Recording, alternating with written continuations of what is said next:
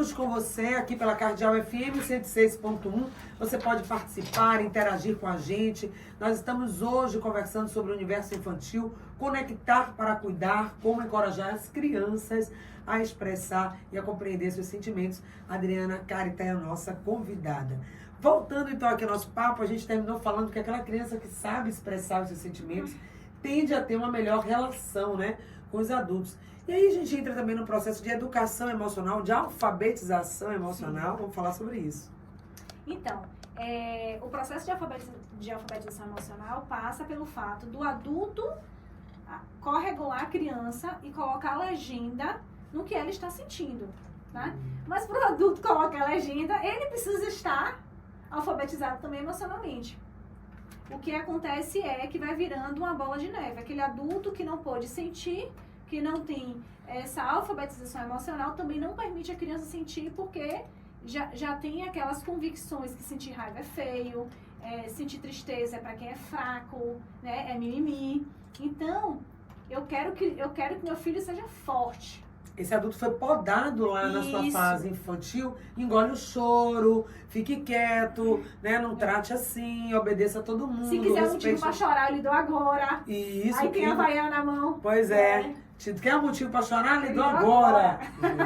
Gente, isso é muito cruel. Então, vamos lá, esse adulto que não teve permissão para sentir, para explorar, ele também não vai saber lidar com isso. Então, quais são as estratégias práticas para pais, educadores, a lidar com isso, né? Ensinar a criança a nomear, reconhecer e lidar verdadeiramente com o que ela sente. Paty, eu acho que a parte mais crítica, que é o que está nos faltando agora, é tempo, tá? Porque para a gente ajudar uma criança a se regular, para a gente permitir que a criança sinta, a gente precisa de tempo para poder acolher a criança. Que esse é o grande problema. A gente está vivendo num momento agora da vida em que tudo precisa ser muito rápido. Não se tem tempo para parar para poder escutar, né? E às vezes eu entendo que é realmente difícil, porque imagina só, tá na hora de ir pro trabalho. É hora de ir pro trabalho e aquela criança procurou aquele brinquedo que ela queria levar para a escola e não achou. E ali começa a birra. E aí, o pai ou a mãe, já percebendo que precisa estar no trabalho no horário, aquela criança está atrasando porque está tendo uma crise de choro e já é hora de sair. Normalmente, os cuidadores surtam juntos, né? Então, para a gente conseguir acolher a emoção da criança, permitir que ela sinta e ajudar ela a se alfabetizar emocionalmente, é necessário tempo. Então, a pergunta é, quando é que você vai ter tempo para o seu filho para ensinar para ele sobre as emoções? Porque parece que a gente nunca tem. Então, para que a criança aprenda, é muito importante que o adulto tenha tempo para ajudar a criança a se regular. O problema é que hoje esse tempo é o que menos a gente tem.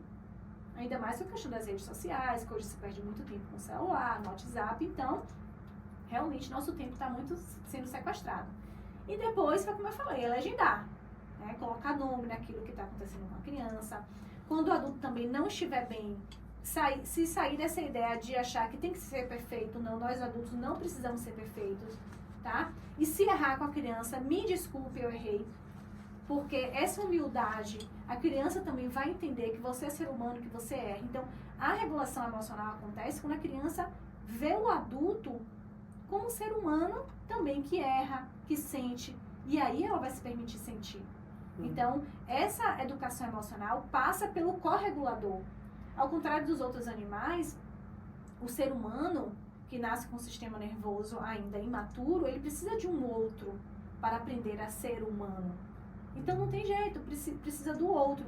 Então, para que eu possa aprender a ser humano, o outro, eu preciso olhar e perceber a sensibilidade do outro, como o outro se expressa. O problema é que isso demanda tempo. Pois é, gente, mas é um tempo que precisa ser feito, sabe por quê? Porque nós vamos pensar isso em impacto a médio e longo prazo. Hoje ela é uma criança, ela só se manifesta com uma birra, né? Mas amanhã ela vai ser uma adolescente. E como que ela vai manifestar uma emoção que foi reprimida, ou que não foi trabalhada, ou que não teve espaço para ser dita? Quantas situações de violência até dentro do ambiente da escola, né? A gente vê daquela criança que aparentemente é uma criança tranquila. Jamais eu imaginei que ela ia fazer aquilo. Como é que ela explodiu daquele jeito, até agrediu o professor, o coleguinha na escola, e às vezes compromete toda a vida adulta por um ato que ela fez de violência e que causou um dano a outra pessoa, porque ela não conseguiu segurar. a vida toda ela ouviu, engole o choro, silenciando essas emoções da criança. Então, eu queria que você falasse um pouco do impacto de não validar os sentimentos da criança na sua construção da sua autoestima, da sua autonomia emocional e da sua relação com o outro. Eu não validei o sentimento quando ela era criança, não trouxe esse tema, não dei tempo para trabalhar isso e ela cresceu. E agora?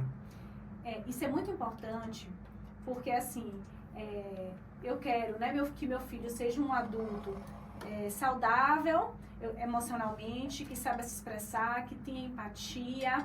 E se você for parar para verificar as habilidades que hoje o mercado de trabalho demanda, uma das principais é essa capacidade de se regular emocionalmente. Só que, como é que eu vou desenvolver essa capacidade de se regular se quando eu era criança, no momento da minha formação, eu não podia sentir? Eu não tinha alguém capaz de ter empatia pelas minhas emoções. Então, este é um ponto muito importante que precisa ser valorizado, né? A vida adulta demanda isso, mas como? Como é que eu vou ter? É interessante que eu fiz uma pesquisa com professores do Brasil inteiro sobre o que ele valorizava, né? Com pessoas, sobre professores que fizeram a vida na diferença na vida deles. Uma das coisas que a maioria falou foi, ele fazia diferença porque ele perguntava como eu estava me sentindo, tá? Então, quanto que isso é importante? Quando o outro me vê, né? Porque quando você percebe uma emoção no outro, eu estou vendo o outro, como realmente está acontecendo. O quanto que é importante, né? E outra pergunta que tinha na pesquisa era, o que era mais importante para você na escola, né? Se era aquele professor que conseguia, que dominava mais o assunto, ou era aquele professor que conseguia acolher, aquele professor que olhava para você e identificava o que você estava sentindo. Então, foi unanimidade. Aquele professor que conseguia olhar, que era mais cuidadoso, era aquele professor que era mais valorizado. Então, este professor fazia a diferença na vida da criança. A gente está falando aqui de professor, né? Que é um adulto de referência. Mas se a gente for levar para outras relações, o quanto que é importante a gente ter um cuidador responsável, onde tem essa sensibilidade para poder acolher o que eu estou sentindo. E aí a criança vai mais preparada para a vida, se autoconhecendo, sabendo quando é hora de dar um passo, quando é hora de dar um passo para frente, de dar um passo para trás, de colocar limites nas relações. Porque vale dizer que muitas vezes as pessoas são mais vulneráveis a abusos porque não foram permitidas sentir raiva. Porque a raiva, ela coloca limite. Não vou permitir você invadir o meu espaço. Então, quando você não sente raiva, você vai na vida mais vulnerável. Porque você não sabe colocar esse limite. O não, por exemplo. O não que eu digo para o outro é um sim que eu estou dizendo para mim. Mas muitas vezes eu estou dizendo um sim para o outro, dizendo um não para mim. E eu estou fazendo pelo outro com raiva. Pela essa falta de autoconhecimento. Então... Pois é. De sentir e validar os meus próprios sentimentos. A gente já passou aqui desse ponto, né, na conversa, quando nós falamos que a família também, quando não expressa as emoções, que o exemplo dos adultos, você falou sobre isso, é fundamental. As crianças aprendem também observando. A importância dos pais, eles também nomearem e expressarem os seus próprios sentimentos. E dizer, não tá bom para mim, eu não aceito, não tá legal. E senão você diz o sim para o outro, o não para você, negando o seu sentimento, negando a sua vontade, e a criança vai aprendendo a fazer isso também. Mas depois ela vai ser um adulto como? Inseguro em relação às suas emoções, não vai saber expressar, é aquele funcionário, né, que está insatisfeito com as condições de trabalho, com o salário que ganha, mas não tem coragem de ir lá conversar e explicar isso para o seu setor, para o seu chefe, e negociar. É aquele homem que tem um não da namorada, que ela não quer mais e vira depois, muda a vida, porque o feminicídio está aí também uma prova disso, né? Eu não aceito, não soube lidar desde a minha infância, eu sempre tive tudo que eu quis e agora por que tem essa pessoa que me diz não aceito, vai ser minha, não vai ser mais de ninguém. Isso. E uma das formas também, Paty, voltando ainda ao assunto, né, como ensinar para as crianças sobre as emoções. Quando a gente fala assim das emoções, está sentindo raiva, tristeza, você vai dando nomes. Mas é muito importante também entender como elas são sentidas no corpo.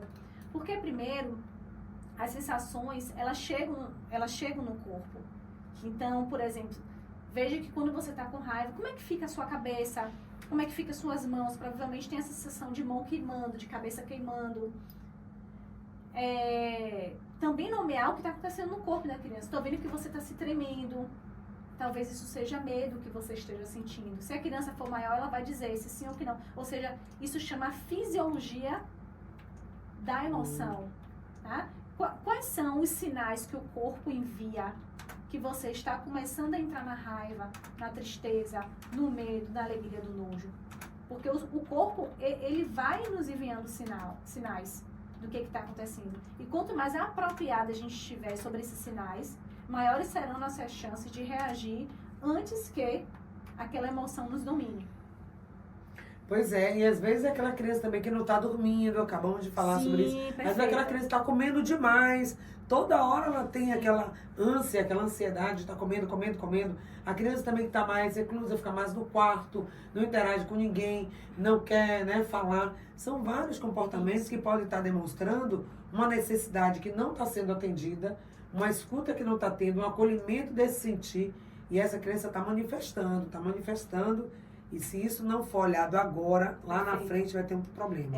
Paty, isso que você está falando é tão importante, porque a gente perceber quais são os sinais, os sintomas da criança. Porque, às vezes você está vendo uma criança que está comendo demais. O que esse comer quer dizer? Tá? Porque assim, se eu sinto raiva, meu corpo recruta essa energia da raiva, e eu não posso sentir, porque é o mesmo aquele adulto que cuida de mim não me permite sentir, e eu preciso dele para sobreviver. Esta energia que foi recrutada, ela vai ser deslocada até para que ela seja, ou seja, aquele ciclo da raiva que deveria ser biodegradável, que sobe, que desce, ela não acontece dessa maneira, se autorregulando de maneira natural. Ou seja, então eu vou para a comida porque eu sinto raiva, e a comida ajuda a me acalmar. Então, são sinais que a gente precisa cuidar, né? Por que essa criança está comendo demais? Porque essa ansiedade exacerbada tá tomando conta. Porque ela está ficando tão sozinha, não está querendo sair, não quer ir para a escola. Tudo isso tem que olhar para ver se tem um sentimento ali que não está sendo trabalhado. Agora, emoções e memórias. Eu lembrei aqui do filme, né, Divertidamente, e tem um momento que fica muito nítido que o que o salva, muitas vezes você está dominado, sequestrado por uma emoção, são memórias positivas que você teve, se apega a elas. Então, emoções fortes geram memórias positivas ou negativas. E como que esse acolhimento emocional pode construir esse lugar de memórias afetivas seguras? A gente pode ter esse repertório, desse lugar quentinho, onde a gente possa voltar. Então, foi como você falou, né? As memórias, elas estão intimamente ligadas às emoções.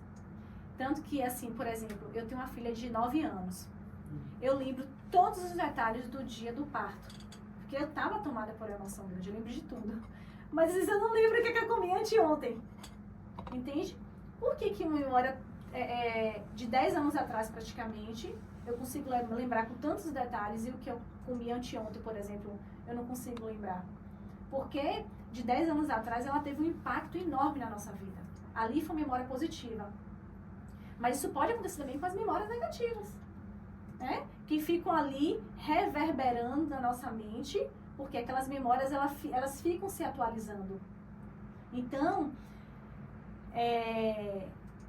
essas lembranças, elas estão ligadas às emoções. É aquela coisa, você quer saber como foi o dia da criança? Às vezes você pergunta, como foi na escola? Eu não lembro. Mas se você perguntar, você sentiu raiva? Você ficou triste? Qual foi o momento mais alegre que você teve na escola? Ela vai lembrar. Porque você vai relacionar a memória àquela emoção. Porque é como a gente guarda as memórias. Então, quanto mais a emoção estiver envolvida naquela situação, maior será a chance de você lembrar. E para sentir, precisa de presença. Então, isso também é importante, porque a gente está vivendo tão no passado ou no futuro, que a gente está perdendo a capacidade de internalizar o que está acontecendo agora no presente, justamente pela essa falta de presença. E essa falta do sentir, que ajuda a solidificar as emoções. Ou seja, a gente está vivendo tudo tão rápido, Perfeito. né? Que você não vive ali, não está totalmente mergulhado naquele momento, naquele estado de flow que a gente fica ali tomado por aquele momento, ou também por outros motivos. A gente está tão preocupado em registrar o momento hoje para as redes sociais, fotografar, do que viver. Então a gente vive realmente, e aquele momento bom, tranquilo, seguro, vai trazer para mim uma emoção positiva, né? Agora precisa estar ligado no momento presente. Você falou também sobre o tempo, né, das emoções. Viver, não minimizar, já passou, deixar pra lá, tá triste, vai passar. Perdi meu cachorrinho, o cachorrinho morreu. E deixar pra lá, isso passou. Às vezes a gente faz isso, né? Qual o impacto? O luto, né, que você falou assim, eu perdi meu cachorrinho, deixa pra lá, esquece, passa, daqui a pouco a gente compra outro. Você está desautorizando o outro a sentir. E às vezes, a gente não permite que o outro sinta pela nossa incapacidade de acolher o outro. Eu não estou preparada para lidar com aquilo, melhor fugir. Pois é. Compra um sorvete, tira ele do foco. Ou então vamos comprar, vamos no shopping fazer compras que isso vai passar. Que isso vai passar. Exatamente.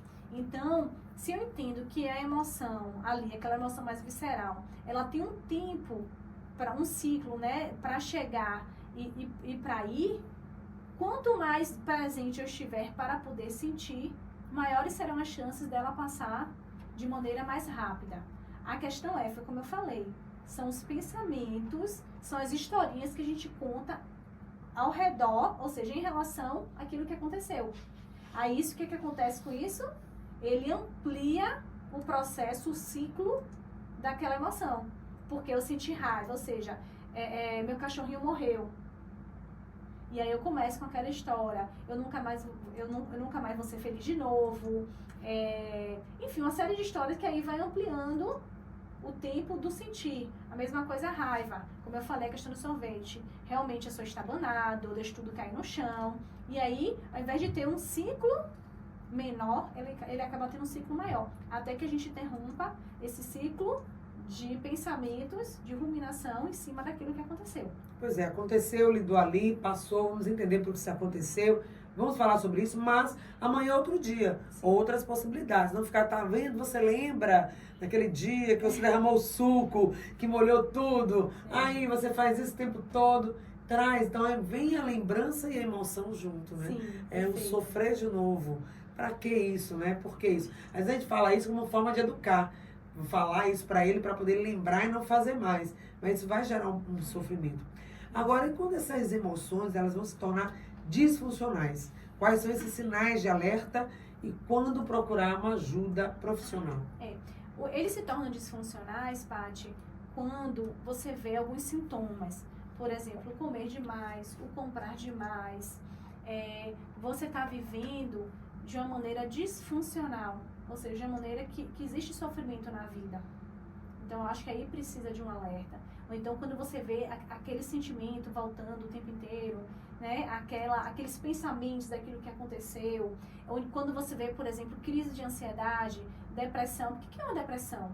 É uma tristeza demasiada, que ele fica por um tempo maior do que o que a situação pede. O que seria normal, o funcional. Então, o funcional olha, isso aqui não tá normal e a gente sabe, né, gente? A gente vai sabe. dando, se estiver atento, se não estiver no corre, na loucura desse não estar presente no aqui e agora, a gente percebe que tem alguma coisa ali que não tá normal. Ou que tem um comportamento exagerado, ou que tem um comportamento diferente. E aí, fazer o que com isso?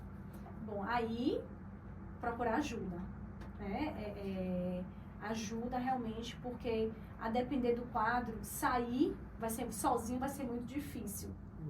Quando você pega, por exemplo, os quadros de depressão, quadros de ansiedade, precisa de ajuda. E essa ajuda, quanto antes você buscar, vai ser melhor. Porque o que acontece? Nosso cérebro, ele vai criando caminhos neurais. E quanto mais você vai vivendo aquele looping, ele vai se atualizando, ou seja, aquele caminho neural, ele vai se fortalecendo. Não é que já é tarde demais. Eu acho que sempre que é possível, mas quanto antes a gente agir, maiores serão as chances da gente sair desse looping, ou seja, desse sintoma. Mas claro que vai depender de cada um. Pois é, cada um vai ter o seu tempo, né? Isso. Mas o que nós estamos dizendo aqui é que encarar isso, quanto mais cedo eu vejo isso, eu percebo isso e procuro ajuda para aquela criança que está com dificuldade de se expressar, ou eu mesmo adulto. A gente está falando aqui da criança nessa relação, mas muito do que você disse vem desse lugar. Às vezes a dificuldade de entender, de acolher a emoção da criança, o comportamento da criança, vem de um adulto também que não está regulado, né? Isso. Paty, eu queria aproveitar, deixar aqui algumas dicas de alguns livros que podem ajudar os adultos a entenderem sobre as emoções à medida que vai ensinando. Eu acho assim, que estar com a criança, quando a gente está com criança, assim, são oportunidades incríveis da gente poder se melhorar, da gente entender mais sobre a vida. Tem um livro para adulto,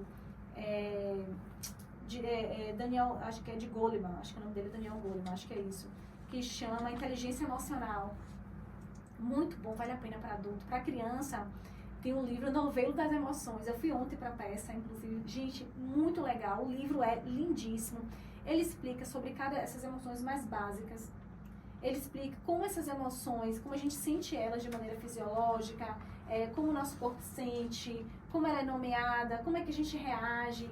Então, eu acho que esses livros são recursos interessantes de ensinar para a criança e estar aprendendo também.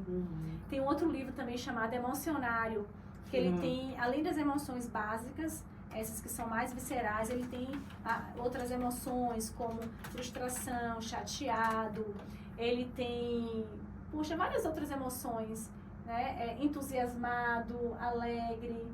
Então, vale muito a pena esses livros, esses recursos, para que a criança possa se alfabetizando e o adulto possa ir aprendendo junto com as crianças. Porque se não for pelaquela criança que a gente está ali, que a gente ama muito, se a gente não for mudar ali, quando é que a gente vai mudar? Né? Então, o amor, ele, através da criança, ele nos ajuda a refletir sobre a vida. Então, eu acho que é uma grande chance para isso. Ainda tá, né? Você falou do Novelo das Emoções, é uma peça, tem cartaz onde, já dizer para o nosso público. Poxa, eu não sei se ainda tá, que eu assisti ontem no Teatro Jorge Amado com o meu filho, foi lindo com os meus filhos. Nossa, a peça linda, sensível, lindíssima, passa uma mensagem assim muito linda. Mas tem um livro também, é um livro infantil, Novelo das Emoções. Maravilha! Então, gente, encerrando, deixando aqui para você essa entrega, que foi o nosso papo de hoje, sobre emoções, sobre o sentir, sobre o lidar com as emoções, trazer essa emoção para a cena, para o nosso cotidiano, acolher a emoção, lidar com ela, e aí a gente vai ter um futuro adultos melhores. Então, nesse encerramento, deixar essa mensagem, né? A importância do cuidado das emoções das crianças, preparando esse adulto. Se a gente cuida hoje da emoção infantil, que tipo de adulto, de ser humano e de sociedade a gente vai estar construindo? É isso mesmo, Paty. Eu quero finalizar com a frase, né, que cuidar das emoções das crianças é preparar adultos mais conscientes, empáticos e equilibrados. É isso que a gente deve buscar. E aí, na prática, só o último recado mesmo, como a gente cuida disso, já falamos bastante, mas para fazer um resumo aí, um pocket. Se o assunto é cuidar das emoções para construir um adulto melhor, o que a gente pode fazer agora? Qual seria o próximo passo, o primeiro passo, para você já aplicar já, depois de ouvir essa entrevista? Então, primeiro passo é procurar entender as suas próprias emoções, autoconhecimento é tudo, para então poder se autorizar a sentir para que a criança também possa ser autorizada a sentir. Eu acho que esse é o grande passo, autoconhecimento e se autorizar. E quando a gente faz isso, aí tudo muda, né? Tudo muda, com certeza. Obrigada, gente. Então, esse foi o nosso papo de hoje, aqui falando sobre emoções. A última mensagem, se quiser deixar, ainda temos um tempinho, 2 minutinhos. Se não, convido você a ouvir essa entrevista que vai ficar lá no canal do YouTube, aqui da Cardeal FM. Recomende para as mães, pais, educadores, profissionais que lidam com a educação infantil, profissionais também da área do autoconhecimento. É muito importante reconhecer o que a gente sente, validar o nosso sentimento, acolher, trabalhar esse sentimento não é garantia, mas já pode ser um bom começo, né? De que a gente vai construir uma sociedade melhor. É isso mesmo. Obrigada, então, a todos vocês. Obrigada, foi uma alegria estar aqui com você. A gente que sempre agradece também a sua presença aqui no Estonia. Esse foi mais um episódio, foi mais um quadro, um olhar para a infância. E espero que você tenha gostado. Deixe aí seus comentários. Beijo grande, até o nosso próximo encontro.